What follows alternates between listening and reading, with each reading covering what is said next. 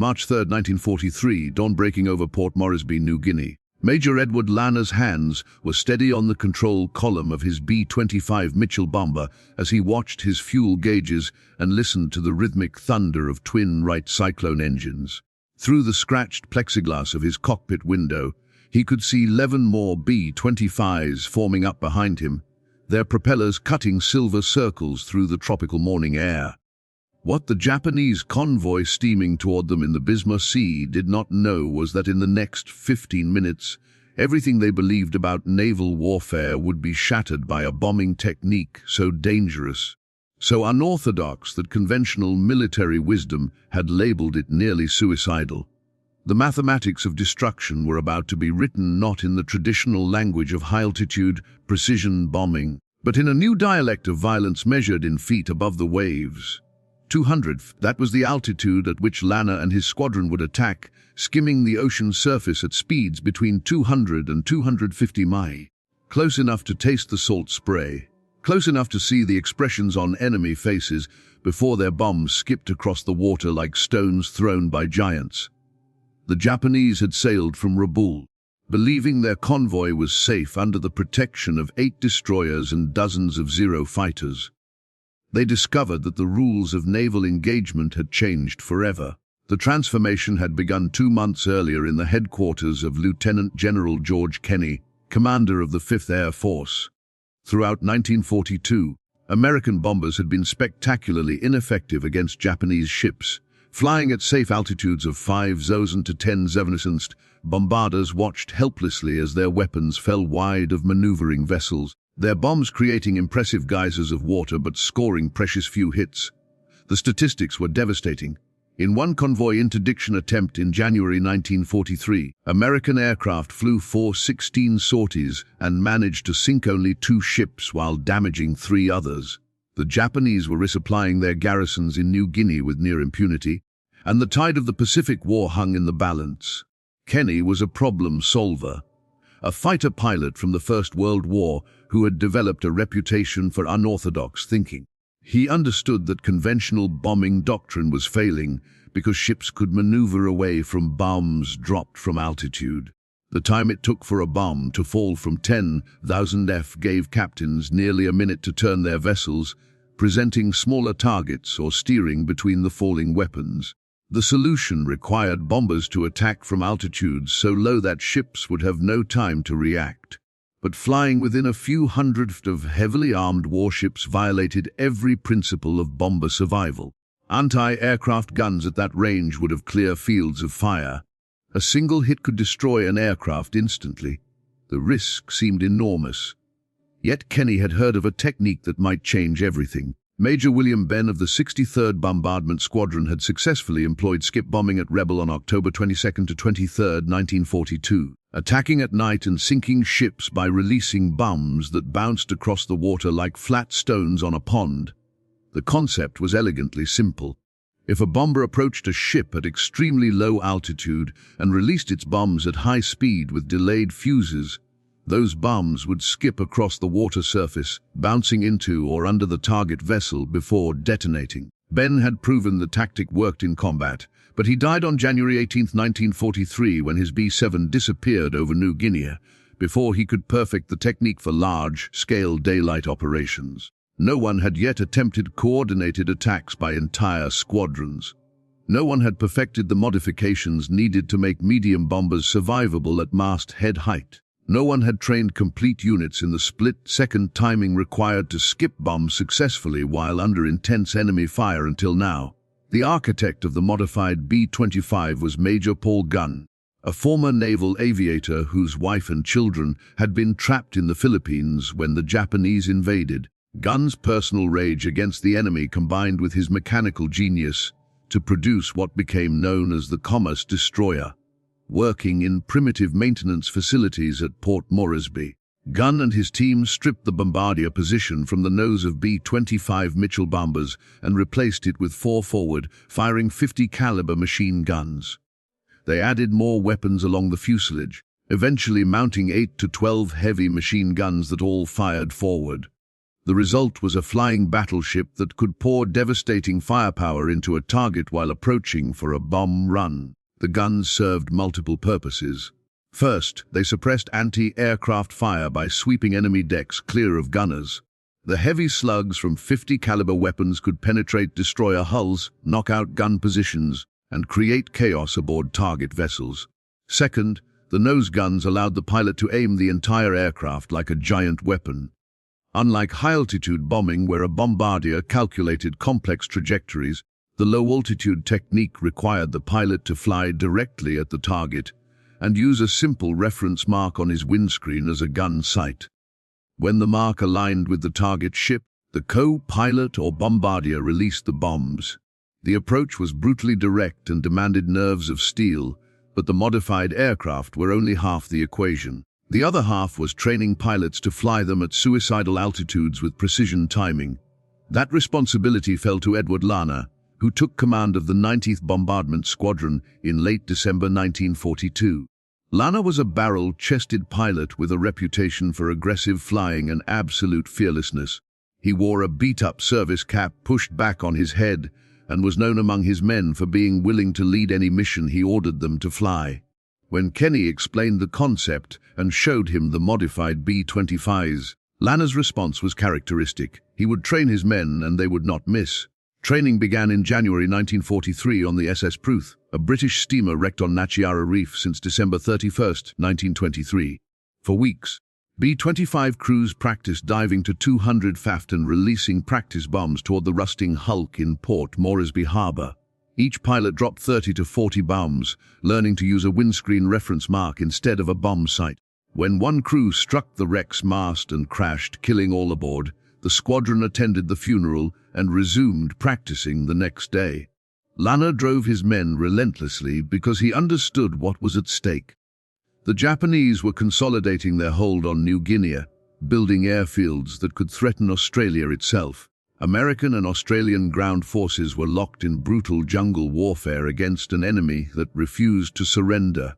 Every Japanese convoy that reached New Guinea meant more troops, more ammunition, more supplies that would cost Allied lives to overcome. The only way to stop the convoys was to sink them at sea. By late February 1943, the 91st Squadron was ready. Lana reported to Kenny that his boys were a cocky gang who would not miss their targets. Within days, they had their chance to prove it. The Japanese convoy departed Rabaul on the night of February 28, 1943. Intelligence decrypts from Allied couriers had revealed the convoy's destination and approximate arrival time. Lae, New Guinea. 8 transport ships carried SIP's 900 troops desperately needed to reinforce Japanese positions. Protecting them were 8 destroyers, formidable warships bristling with anti-aircraft guns and veteran crews. The Japanese planners believed the convoy would be safe. They had routed it along the northern coast of New Britain to take advantage of storm fronts that would provide cloud cover. They had assigned experienced captains who understood convoy defense. They had scheduled the journey to minimize exposure to Allied air attacks. Everything had been calculated to ensure success, but the Allies were watching. Reconnaissance flights tracked the convoy from the moment it left Rabaul. On the afternoon of March 1st, a B-24 Liberator on patrol spotted the ships through a break in the clouds around 300. The crew radioed the coordinates and the convoy's course at 5th Air Force headquarters. The information triggered a carefully prepared plan. Kenny assembled his forces. Heavy B-17 flying fortresses would strike first from medium altitude to scatter the convoy and force the ships into evasive maneuvers. Then the real attack would begin.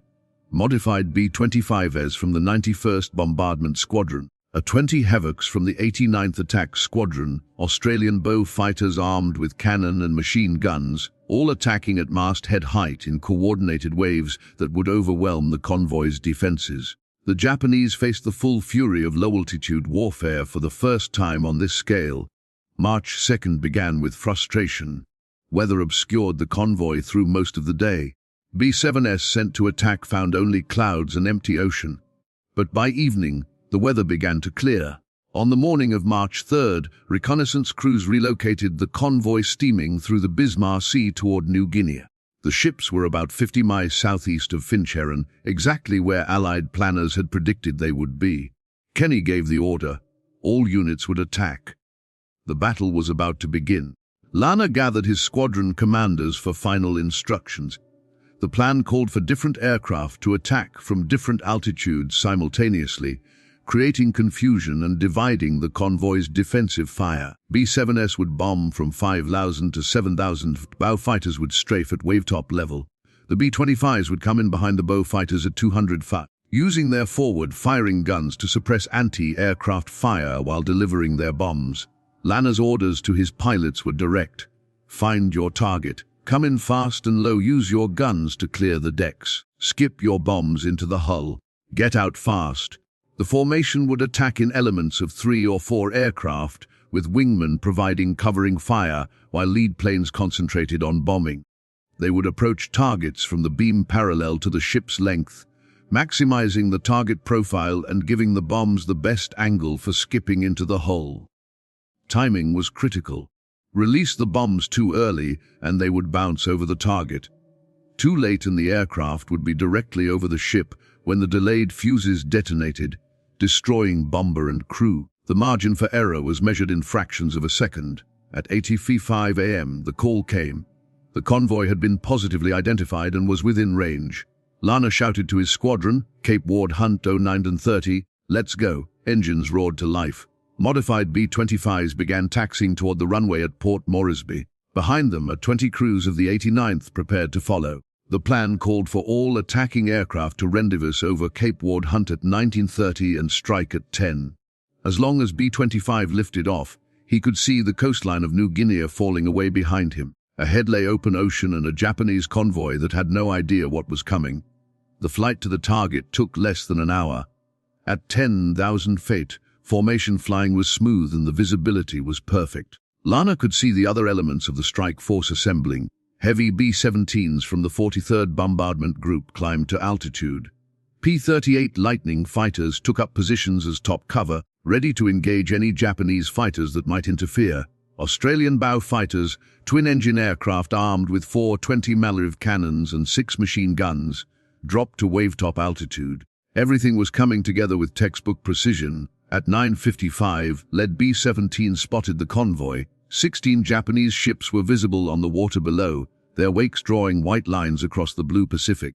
8 large transports steamed in formation, surrounded by 8 destroyers that maneuvered to provide anti-aircraft coverage. It was a formidable force, and the Japanese captains believed they were ready for any attack. At 10 a.m. precisely, the first B-7s began their bomb runs. Flying at 7,000 feet, they released 1,000 lb bombs that fell toward the convoy in long arcs. The Japanese response was immediate and intense. Destroyers and transports opened fire with every anti-aircraft gun they possessed. The sky filled with black bursts of exploding shells. Tracers arced upward in streams of fire. One transport took a direct hit and began listing immediately. Another was struck and caught fire, but most of the high-altitude bombs missed, creating massive columns of water that drenched the ships but did no damage. The Japanese captains breathed easier. This was conventional bombing. This they could handle. Then the bow fighters arrived. 13 Royal Australian Air Force bow fighters came in at mast-head height, skimming the waves at over 300 mph. Japanese gunners trained to track high-altitude bombers suddenly found themselves facing targets moving horizontally across their field of fire. Before they could adjust, the bow fighters opened fire. 20 mm cannon shells ripped through destroyer superstructures. Machine gun bullets swept the decks of transport ships. The heavy cannons could penetrate armored positions. Japanese sailors and soldiers crouched behind whatever cover they could find as the Australian aircraft roared past, leaving chaos in their wake. The bow fighter attack lasted only minutes, but it achieved its purpose. The convoy's defensive formation began to break apart. Destroyers mistaking the low-flying bow fighters for torpedo bombers turned bow onto present smaller targets. This maneuver standard doctrine against torpedo attacks left the transport ships more exposed. Into this chaos came Lana and his B-25s. Lana's squadron approached from the southeast at 2,000 feet, giving the pilots time to select targets and plan their attack runs. Through his windscreen, he could see the convoy spread out below, ships maneuvering wildly, smoke rising from vessels already hit by the B-17. He selected his target, a large destroyer, and pushed his control column forward. The B-25 dropped toward the ocean in a controlled dive. At 200 feet, Lana leveled out and pushed his throttles to full power. The bomber accelerated to 225 mph, the ocean surface racing past just below his wheels. His three wingmen followed, spacing themselves to engage different targets. Lana armed his forward guns. At funds 200 widis, Lana opened fire. 850 caliber machine guns in the nose of his B-25 erupted, sending streams of half-in bullets toward the destroyer. The effect was devastating. Japanese sailors on deck were cut down instantly. Gun positions exploded in showers of sparks as armor-piercing rounds penetrated steel. The destroyer's bridge windows shattered. Chaos erupted aboard the enemy vessel as gunners tried to return fire while being shredded by American machine guns. Lana held his course rock steady. The reference mark on his windscreen aligned perfectly with the destroyer's waterline. At 300 wide, his co-pilot called out our ranges, 200-eyed 100 WD. At the precise moment, Lana's bombardier released two 500 Lil bombs with 5-second delay fuses. The bombs dropped away and immediately struck the water.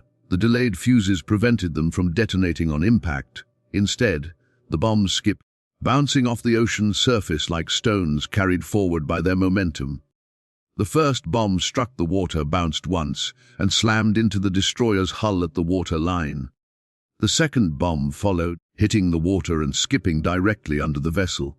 Lana pulled back on his control column, and the B-25 roared over the destroyer's mast with feet to spare. His gunners in the waist positions fired continuously, raking the destroyer's deck as they passed overhead. 5 seconds after the bombs hit, while Lana's B-25 was only 4 miles away, the delayed fuses detonated. Twin explosions ripped through the destroyer. The first bomb blew a massive hole in the hull at the waterline. The second bomb, exploding underneath the keel, broke the destroyer's back. The vessel began settling immediately, its watertight compartments flooding faster than damage control crews could respond. Behind Lana, his wingmen were executing their own attacks. Lieutenant Charles Howe went after a transport ship, his nose guns clearing the deck of personnel before his bombs skipped into the vessel's side. Captain John Henbury, leading the second element, fired continuously as he approached another transport, his tracers walking across the ship's superstructure. One of Henneby's bombs scored a direct hit amidships. The transport shuddered from the explosion, fire erupting from its cargo holds. Lieutenant John Smallwood attacked a different transport, putting 2 bombs into its hull and dropping 2 more on another vessel's bow. All around the convoy, B-25s were executing perfect attacks. The technique that had been tested in isolated night raids at Rebel was now working flawlessly on a massive scale. The Japanese response was hampered by the sheer speed and violence of the attack. Anti-aircraft gunners found themselves engaging targets that were on top of them before they could aim. The 50 caliber suppression fire from the B-25s made it nearly suicidal to man exposed gun positions. Sailors who did try to fight back were cut down by streams of bullets. The water-skipping bombs themselves were devastating. Unlike high-altitude bombs that could be evaded by maneuvering, these weapons came in so fast and so low that evasion was impossible. By the time a lookout spotted an incoming B-25, the bomber had already released its weapons. Captains watched helplessly as bombs skipped across the water directly toward their ships, striking hulls with tremendous force, before the delayed fuses sent explosives tearing through vital compartments. Following the B-25Is came 12 to 20 Havoc light bombers from the 89th Attack Squadron, also flying at masthead height. Major Glenn Clark led the first wave of 6 aircraft, and as they approached the convoy, Clark could see explosions and fire from the B-25 attacks. He selected a large freighter as his target and began his run. At 200 feft and 240 MUF, Clark fired his forward guns and released 2 bombs. The weapons skipped perfectly, striking the transport and setting it ablaze.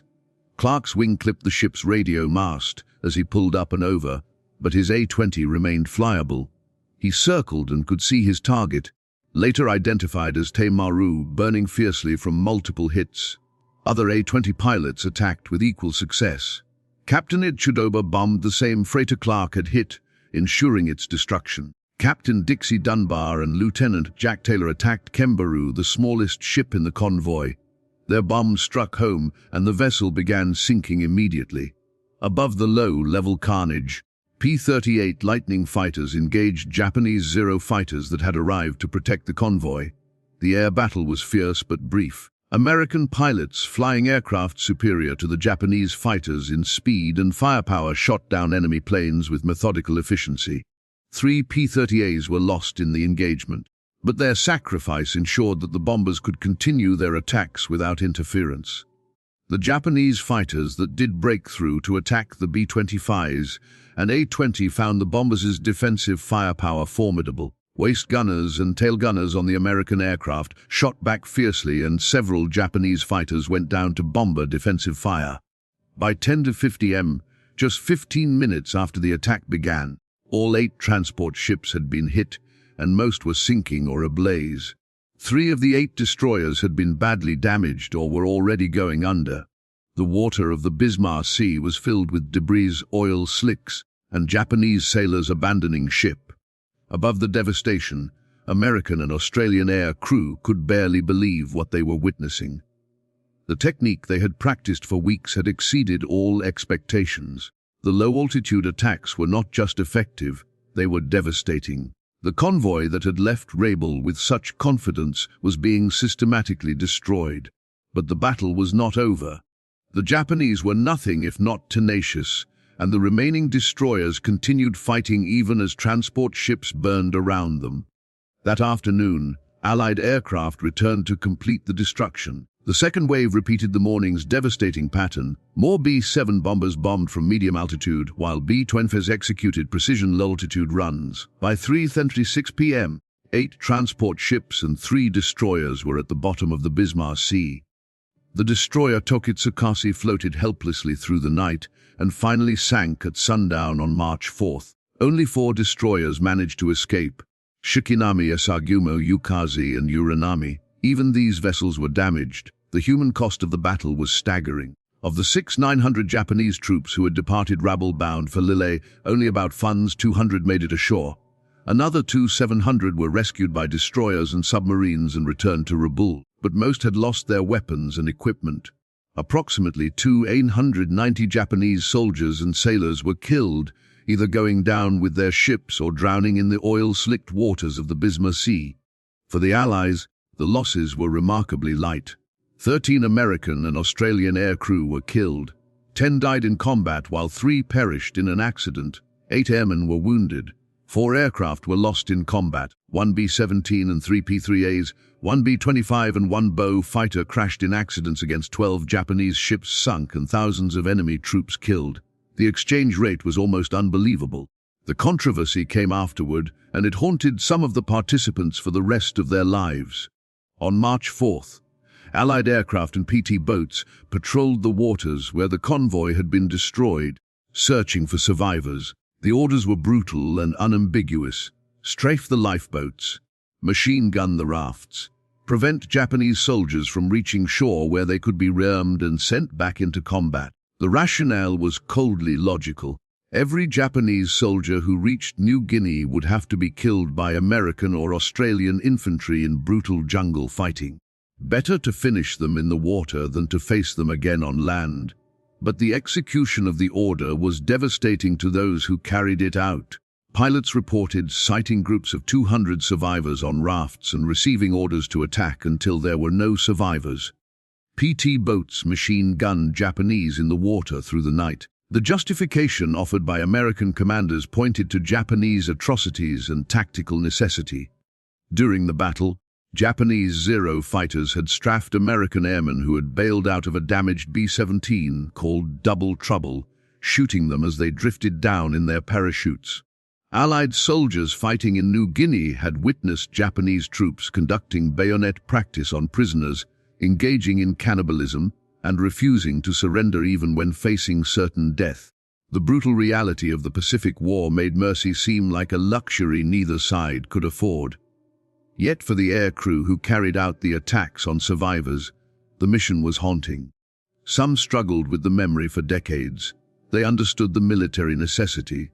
They had heard the stories of Japanese atrocities, but shooting helpless men in the water violated something fundamental in their understanding of warfare. General Douglas MacArthur called the Battle of the Bismarck Sea the decisive aerial engagement of the war in the Southwest Pacific. His assessment was accurate. The battle proved that land-based aircraft could destroy naval convoys without the support of surface ships or carriers. It demonstrated that low-altitude bombing was not a desperate gamble, but a reliable tactic that could be practiced and perfected. Most importantly, it closed the sea routes to New Guinea. After witnessing the destruction of the Lille convoy, Japanese commanders made no further attempts to reinforce their New Guinea garrisons by ship. The isolation of Japanese forces on the island was complete, and their eventual defeat became inevitable.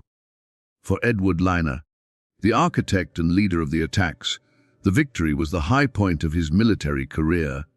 He had taken a technique that had been tested in isolated night raids and perfected it through relentless training, then led his men into combat with results that exceeded every expectation.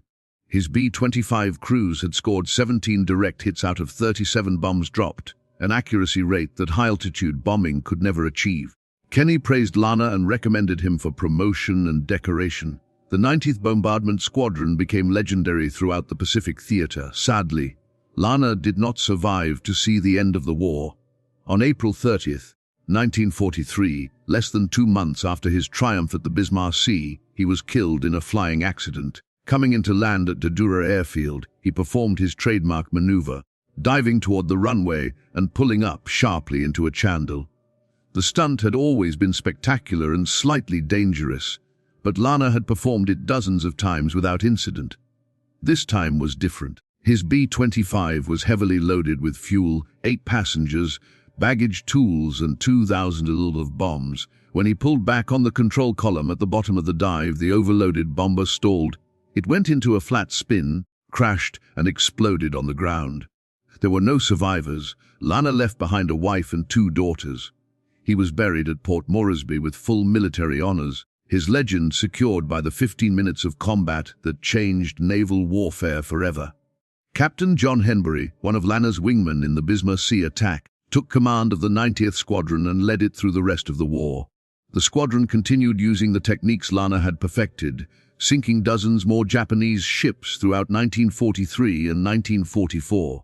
Henbury himself rose to the rank of Major General and eventually served as President of the Air Force Association, carrying forward the legacy of innovation and aggressive leadership that Lana had exemplified. The tactical innovations developed for the Battle of the Bismarck Sea spread throughout the Pacific Theater and beyond. Other squadrons converted their B-25s into gunships, adding nose cannons and forward-firing machine guns. A-20 and B-26 units adopted low-altitude attacks as standard procedure for anti-shipping operations. The technique even spread to the Mediterranean theater, where American bombers used it against German and Italian vessels. The British, who had experimented with similar tactics early in the war, refined their own version after learning of the American success. The psychological impact on Japanese naval forces was profound.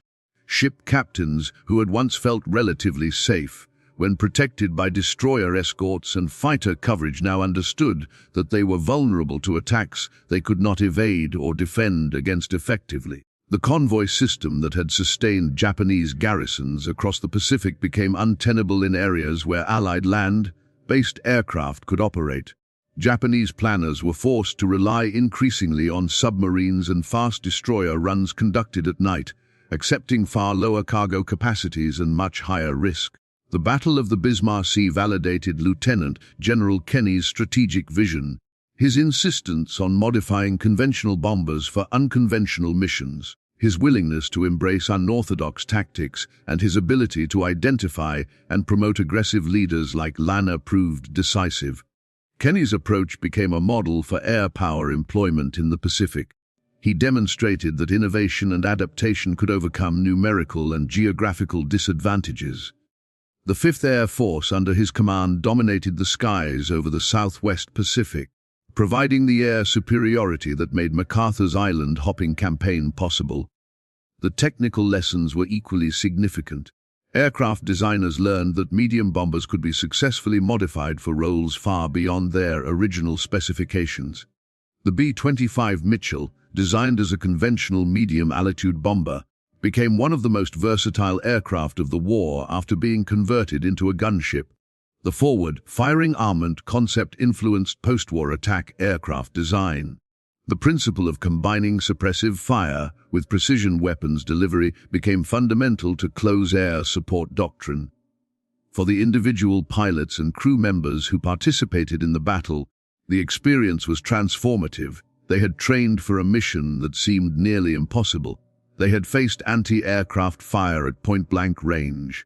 They had delivered bombs with split-second timing while flying at speeds that left no margin for error.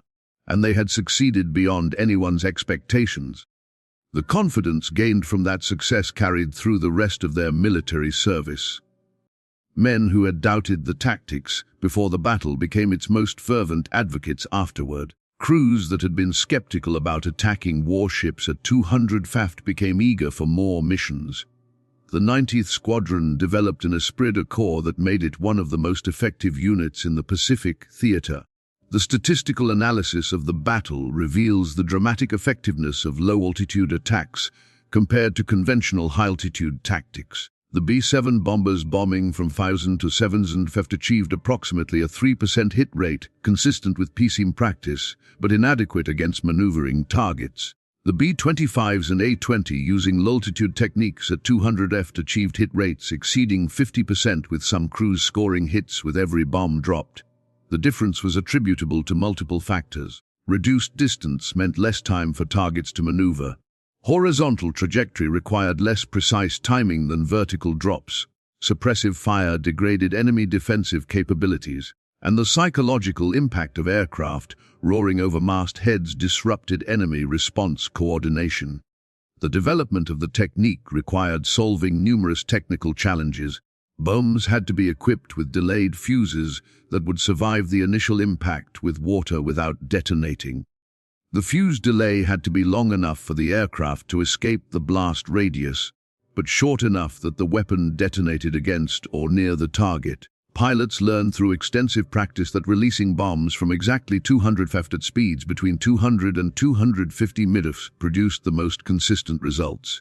Deviations of even 20 ft in altitude or 10 mph in speed could cause bombs to sink immediately rather than skip, or to skip over the target entirely. The precision required was extraordinary, achieved through hundreds of practice runs and the innate skill of experienced pilots who could gauge altitude and speed by instinct. The modified B-25s themselves represented a remarkable feat of field engineering. Major Paul Gunn and his maintenance crews performed modifications that North American aviation, the manufacturer, had never imagined. The structural changes required to mount additional weapons, the electrical systems needed to fire multiple machine guns simultaneously, the ammunition storage solutions for thousands of rounds of 50 caliber ammunition, all had to be improvised with limited tools and resources. That these field modifications worked reliably under combat conditions testified to the ingenuity and dedication of the ground crews. Many of the maintenance personnel worked 18-hour days, keeping the aircraft flyable. They scred parts from damaged planes. They fabricated brackets and mounts from scrap metal. They kept the B-25s in the air through determination and improvisation. The Battle of the Bismarck Sea also highlighted the importance of intelligence and reconnaissance in modern warfare. The Allied victory was possible only because coderikas had revealed the convoy's route and destination. Reconnaissance aircraft had located and tracked the ships despite bad weather. Communication systems had coordinated attacks by multiple squadrons across vast distances. The integration of intelligence, reconnaissance, and strike capabilities demonstrated the evolution of warfare into an increasingly technological and information-dependent enterprise. The Japanese convoy failed not because its commanders were incompetent, but because every aspect of its mission had been compromised by superior Allied intelligence gathering and exploitation. In the broader context of the Pacific War, the Battle of the Bismarck Sea marked a turning point in the struggle for New Guinea.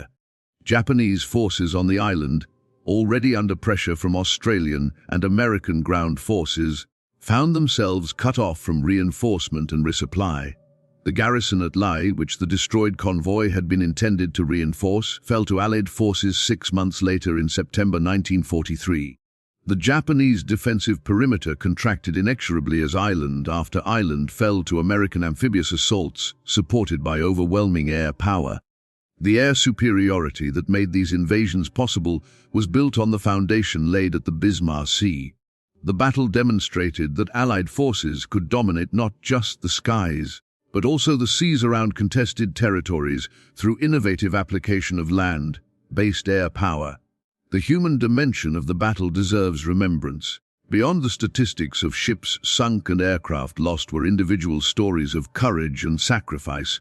The B-17 crew who bailed out of double trouble only to be machine-gunned by Japanese fighters while dangling helplessly in their parachutes.